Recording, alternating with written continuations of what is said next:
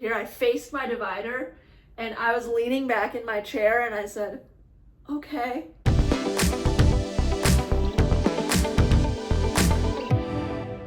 Hey guys, it's Hope. Welcome back to my YouTube channel, and today we are doing a video of the entire process of me applying for a successor guide dog. I'm going to talk through the steps, the emotions, all of the things. I'm not necessarily going to repeat every single detail because a lot of the information is either in other videos or it's in my shorts and stuff. So if you want to see the entire journey up until now, then go ahead and check it out. I have a whole playlist called Leaders Retirement. I will link it down below, but let's just talk about it because I really want to get into kind of the broad emotions and all of the feelings and just kind of walk through the entire process and really just talk to you guys about what happened and the entire process and where I'm at now. So here we go. So in April to May of 2025, I knew that something was changing, that Leader was starting to slow down. I kind of thought it was nothing, but I knew that it was something.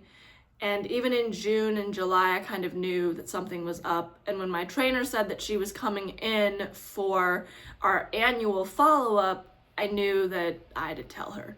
And so I told her, and it was fine. We talked about it. That was July 13th. We talked about it at length, and we really had a great conversation about kind of what retirement was and whether I should go forward with it or not. And ultimately that day I decided that I needed to apply for a successor. So the week of the 21st, I sent out the pre-assessment to apply, and then I got the application back, the actual application. So the pre-assessment was just to see what I was qualified for, and because I'd gotten Leader from the school that I was applying to again, I just had to put in that I was applying for a successor and put in his information. And so on Tuesday of that week, I got the information back to apply for the successor. And I just kind of worked on that all week. A lot of it was open-ended questions just about my lifestyle and what I need from a guide dog and what I learned from my previous guide, because they wanted to see kind of what I was looking for now versus what I was looking for back then when I got my first. So I spent several hours filling that out. I worked through it every night, kind of 1 to 2 questions at a time, got everything filled out, provided primary care information and all that stuff, got that all filled out and everything. So that was good, and submitted that. And then I contacted my primary care provider because I needed to schedule an appointment. And so I had that appointment scheduled for July 31st of 2025, which was the next week. So I submitted the application on Friday, and then I went in for my primary care appointment on the 31st to make sure that I gave them all the information that they needed so they could fill out the correct forms to let my guide dog school know that I was physically able to work and take care of a guide dog. So they were able to fill out that form while I was in the appointment, and then they submitted it basically that day. Now, what I find fascinating is that this application process went a lot quicker than my first. And I think that it's because my first, they wanted to follow up with my O&M instructor, make sure that I actually had good orientation and mobility training, make sure that I had good cane skills, made sure that I was a good person. I think they requested references, so they wanted my O&M instructor or orientation and mobility instructor as a reference, plus a couple of other personal references so they could check out my character. And then I don't remember, I think they may have done a background check on me back then too. And then they wanted some like other things, and they, I think, also needed information just to make sure that I was legally blind. So they had me get information from my eye doctor as well. So the application process was June to July 2017. I applied, and then October I got the home interview, and then November or something is when I got placed on the list for a guide dog. And then in May, I got called into class in June. So that's how it worked for my first guide dog. But this time, I finished applying July 31st. That's when they had all the information, the medical stuff. In, I want to say mid-August, like August 15 or 16, something like that, I got a call from my trainer. So she called me and wanted to do a home interview with me, scheduled it for the week after she called me. So I think it was definitely a Wednesday, and I'm trying to remember. I think it was August 20th is when she scheduled a home interview with me. And then she came for the home interview, had me do a route with my cane so that she could get a gauge of my speed and make sure that I had good proficient cane skills. I've talked about this quite a bit, but they do heavily test and assess your cane skills to make sure that you are ready for a dog. Because again, a dog enhances independence travel. You still have to know where you're going. You still have to know how to cross streets. You still have to know how to do all of the things. The guide dog just helps you, and in my opinion, makes you feel a lot safer. So she did that. We did a route. That was great. We came back inside. She asked me several questions about where I go and what I do. And so I talked about the waterfront. I talked about the zoo. I talked about where I go and my routines and my activities and what it's like walking around. I talked about the bus systems. I talked about all this stuff. She wrote it all down. And then she asked me some questions just about the dog. She was like, do you want a dog that's cuddly, a dog that's licky, all of this stuff? And so I answered that. I was like, I do want a cuddly dog. That'd be great. Always love the cuddly puppies. And then she asked me whether I wanted a female or a male or what breed I wanted and things like that. And it's so funny because the first time around, I did ask for a lighter colored dog because I thought that I wouldn't be able to see like a black lab. Like I thought that I would lose it if it was darker outside or if it was curled up in its crate or whatever. Like I didn't know if I'd be able to see it as well. And so I asked for a lighter colored dog because I thought that that would help me be able to see the dog better. But because of the things that I learned from Leader and the realizations of the things that I wanted after having a guide dog for 7.5 years, I decided that I really wanted a dog that had more pull. Leader was a great dog. He was amazing. He was awesome, but he was softer than I wanted.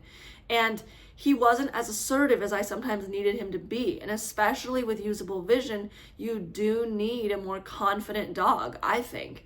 And so I said, I want a dog with more pull. I really want a more assertive dog, someone to say no to me a little bit more forcefully, a little bit more assertively, things like that. And so I told her that, and I said, look, I'm more interested in personality and in good match quality. And there's so many things that I need in a guide dog that I want that over the aesthetics of what they look like. She said, okay, great. She wrote that down, and we finished up the home interview. It took several hours. It was like 3 hours, I want to say, 2 to 3 hours. And then after that, I didn't hear anything until the end of August, beginning of September, which is when I got approved to take the online classes. So I took the online courses for successor training, learned about their positive reinforcement model, learned about their training methods a little bit more, the commands that I would use, how to take care of a dog, all of that stuff. Finished those courses in mid-September, and within a week of me finishing those courses, I got put on the waiting list for a guide dog. Now, the waiting list process was a little bit brutal because here's the thing. It's not like a waiting list where they're like, oh, you're number 13, which means you'll get the 13th guide dog. It's more like you are in a list with a bunch of other people who have a bunch of other needs. And basically what the admissions committee and the trainers and whoever else do is they sit in a room and they go, okay, we've got this person from this geographic location, from this kind of personality and background who wants this, this, this in a dog. And they go around the room and they try to match dogs to people because they know their dogs. And so sometimes it means some dog, like a dog might be a good fit for somebody, but they were later in the list than I was, but because that dog is a good fit for them, they are going to get matched to that dog. So it's not about who got on the list first, it's about who is the best quality match and meets all of the expectations or requirements of the person that they're trying to match, and then going from there. It's a very arduous process. And it takes a lot of time and effort and energy and thoughtfulness. And my guide dog school provided me with a great match in Leader. It took, I want to say, 6 to 7 months from the wait list to me getting a guide dog, but it was well worth the wait. And I know that it will be well worth the wait this time too. But kind of like what I talked about earlier in some other videos, I really wanted a guide dog, and Leader was still working at this point, but he was slowing down, and I could tell that he didn't want to go as fast. He didn't want to do all of the things that he used to want to do. It was really hard sometimes to work him because I needed to motivate him more, and I needed to read his cues that were getting subtler and slower and softer, and the pull of the harness wasn't as easy to read anymore. And it was getting harder and harder to work him. And he was getting more distracted, and that was the point when he also like ran me into the door at church that happened during that time. And I knew that I really needed a successor. And so I was waiting for that and trying to figure out how that would work and how that would affect my life and things like that. And the thing is, like, you don't know when you're going to get called. When you get on the wait list, it could be 2 months, it could be 6 months, it could be a year. You don't know, because it really depends on what dogs they have in the system that are ready, what people they have in the system that are needing to get matched, and then who gets matched to who as the trainers sort it out and discuss and have those conversations. I was sitting at my desk, hanging out at home like I normally do, and at 2:24 p.m., I get a call, and it's from a strange number, and I look at the area code, and I was like, you know what? I think that is the area code of my guide dog school. And I looked at the little caller ID that tries to guess where the call is coming from, and I was correct. I was like, oh, that is the correct area code. It matches. So I picked up the phone, and I'm breathless, right? Because I kind of know what's coming. And so I pick up the phone, and I'm like, hello? And the school's like, hi, this is so-and-so from your guide dog school. We have class dates for you. These are the dates. And I just sat there, and I faced this wall over here. I faced my divider, and I was leaning back in my chair, and I said, okay. And she said, so does that work for you? And I was like, oh, yes, it does. I was honestly in shock. And it was so funny because I had anticipated this call for so long that I was like, okay, I think this is what I'm going to feel when I get the call. I think this is what's going to happen when I get the call. That I'm going to be like sad because I'm losing leader, but then really excited about my successor, and it's all going to come out in the call, and I don't know.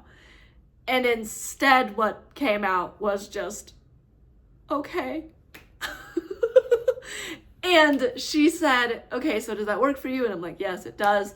And she's like, okay, great. So here's what you need to do. You need to book your flights. You'll need to finish the last course and the intake form. And I was like, okay. And I am trying to hold it together. And I'm like, I'm so sorry. Like, I'm very emotional right now. And she was like, yep, I totally understand. And I was like, okay, so my guide dog, like, what do I do with my current guide dog? And she was like, well, where is it going? Like, what's happening with him? And I was like, he's going to loved ones. Do I like, and I'm like trying not to cry on the phone. So my voice is like shaking. I'm like, do I bring back the harness? Like, what do I do? How does this work? And she was just very patiently explaining it to me. She was like, just bring back the harness. Bring it with you. You'll return it on the first day of class. Here's what you want to do about air travel, everything. I'm going to send you an email. And I'm so sorry. I'm so emotional. And that was basically how the whole phone call went. And then she hung up with me, and I looked at Leader right after she hung up with me. I looked at Leader and I just started crying because it was such an emotional moment of, wow, this is finally happening. Like, this is moving. The pieces are moving. Everything is coming together. Everything is now in motion. I need to retire this dog soon because I will only have like several weeks, but still, like, I will only have a short amount of time before I need to go to guide dog class. So I called my loved ones. I called my family, I talked to them, I basically said, here's what's going on, when do we want to do this, whatever. And we made the plans, and then I called everyone else that I knew. That last week of working Leader was really hard. I took him to church for the last time. It was his last time going to church. He said goodbye to the people at church. He loved going to church. He loved serving and greeting people with me. He loved, like, I would take off the harness sometimes and he would get attention from my friends and people at church. And he loved that. And then we had one last week together. I had 2 appointments. If you know, you know. The whole transit system was very interesting that week. And then Friday was the last walk. I put on the harness for the last time. We went somewhere very peaceful, very serene. We took a walk. I had friends with me. I'm so grateful that I had friends with me. I really wanted to do the last walk, and I really wanted to document that process of going for the last harness walk and taking pictures and taking videos. And I wanted people there with me to support me and to be with me through that process. And I'm so grateful that they were. I don't know what I would have done if I were alone. I probably still would have gone, but it would have been different. And then Saturday, I packed up all his stuff. I went through everything that I owned. I decided what I wanted to keep for my successor guide dog. And then I packed away the rest of it for loved ones. We moved him out. I went and stayed with loved ones for several days while they were getting settled, made sure that everything was settled and everything. And then I came home on Tuesday of the very following week. And then after that, I sat at home for several weeks. And now I'm getting ready to go to class and to experience all of that. And I don't know, it's very interesting, and I am nervous and excited, and I'm packed and everything, but I I don't know. I'm so excited to meet the successor. I'm so excited to see who they are, what they look like, what their personality is. I know what I want. Like, I want a female black lab. I want it to be wriggly and cute and cuddly and all the things. Like, that's what I want. But I know that my guide dog school has the best choice for me. They know what I need. They know what situation I'm in, what environments I'm working through, what I'm doing. Like, I gave them all of that information. So they know the things that I need. And I am so excited, and I can't wait to meet my successor. But right now, I'm also grieving. And I'm really, really grateful that I gave myself these last several weeks to really grieve Leader. Because I think that if I hadn't, I would have done my successor a disservice, because I would have gone into class not fully releasing and letting go of Leader yet. And I just want to take a second and just commemorate Leader. He was such a great guide dog. He guided me for 7.5 years. Like, I have so many stories to tell. He went through so many milestones with me. He was such a great dog, such a great friend, very good at cuddling and snuggling and loving and being so, so present when I needed him to be. I remember one time I was in college. I had just finished a counseling session. I was dissociating. I was not doing well. And I packed up my computer, because it was a virtual counseling session. I was in a study room. Packed up my computer, walked out of that room, put on the harness. I couldn't give him any cues. I was dissociating. I was not giving any directional input. I wasn't praising him. I wasn't telling him where to go. I just said, Leader, find home. And he went straight home. He went straight back to my dorm. No questions asked, nothing. Just knew exactly where I needed to go. Very little input from me. Just walked straight home. And that is the type of dog that he was. I've told this story before, but I'm going to tell it again. The time when I was at an internship and we had just gone to the hotel room once, only once. And my colleagues and I went off to dinner, and I was leading the way back from dinner, and Leader just turns into the building, just turns left in through the doors. And I'm like, is this our hotel? And my colleagues are like, yep, that's our hotel. Like, this dog was so smart. He knew where we were going before I knew where we were going. The Find My Stuff command was so, so helpful. It really, really helped me out. And, I remember one time, again, I was in college, and it was pouring down rain, like pouring buckets of rain. And I, for some reason, cannot keep my eyes open in the rain no matter what. So what did I do? I opened the door, said, Leader, find home, and walked out into the rain and just closed my eyes and followed the harness and said, good dog, good boy, good dog. This is why these dogs matter. This is why these dogs are so important. And he did. He found home. He did such a good job. Like, I have so many of these stories that I could tell. And I know that my successor will be just as good. I will love them just as much. They will be just as fun and engaged and happy to work and confident and loving as Leader was. But Leader was my first. Leader was the first dog. Leader was my first guide. He gave me the confidence to be independent. He gave me the confidence to explore new routes by myself. He gave me the confidence to try the bus system. He gave me all of this confidence. And I'm so grateful to him for kind of, for jump-starting my independence. And I'm so grateful that he was my guide dog for so many years. And now I get to continue the adventure with another furry little creature by my side. And I'm so grateful for that. And I'm so excited for that. But I don't know. There's so many emotions going through me right now that I don't even know what they are at this point. But in any event, I'm really grateful that I get to meet my guide dog soon.